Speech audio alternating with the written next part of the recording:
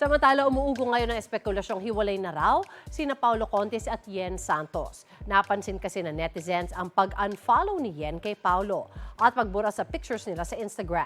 May unang chika si Aubrey Carampel. Usap-usapan ngayon ang pagtanggal ni Yen Santos sa mga litrato nila ng boyfriend na si Paulo Contis sa kanyang Instagram account.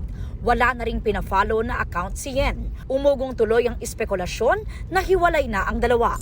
Nang tanungin namin si Paulo sa premiere night ng kanyang bagong pelikula na Fuchsia Libre, sagot niya, isang magandang no comment. As I always say, masyado na kayong may alam sa buhay ko. So, I'd like to keep it personal, my personal life. Dati pina-follow kita, dati pina-follow ko si Gorgie, in-unfollow ko rin kayo lahat. O ibig sabihin ba, naghihiwalay tayo lahat? O. Si Paulo naka-follow pa rin sa IG account ni Yen at may mga litrato pa rin nilang dalawa sa kanyang account. Samantala, proud naman si Paulo sa pinagbibidahang movie kung saan gumaganap siyang isang gay MMA fighter. Kinailangan daw niyang magbawas ng timbang at nag-train pa ng wrestling para sa role. Ito yung first time na action, tapos gay yung role ko. It's very fun, it's very entertaining. Makakasama ni Paulo ang aktor na si John Arcilla. Sobrang napaka-controversial nitong movie na ito para sa akin kasi hindi lang siya pang LGBTQ, definitely pang whole family siya.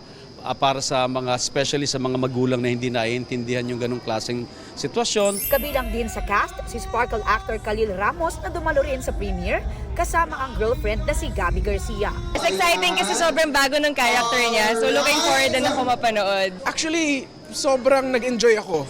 More than anything, it was like going back to my high school self kasi napakakulit ng character.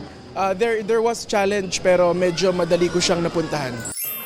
Ito ang unang balita. Aubrey Carampel para sa GMA Integrated News. Mga kapuso, para una ka sa mga balita, mag-subscribe sa GMA Integrated News sa YouTube. Sa mga kapuso abroad, subaybayan niyo po kami sa GMA Pinoy TV at sa www.gmanews.tv.